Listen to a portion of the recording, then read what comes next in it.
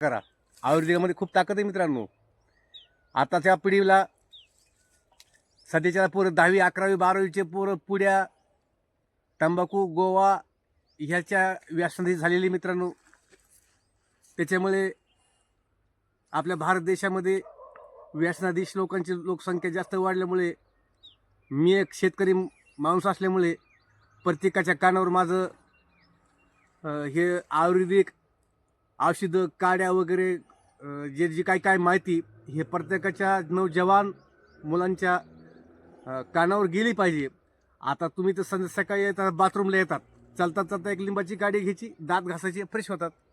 याच्यामध्ये काय अडचण नाही, काय खर्च बी नाही आणि कोणाला पैसे द्यायचे बी नाहीत.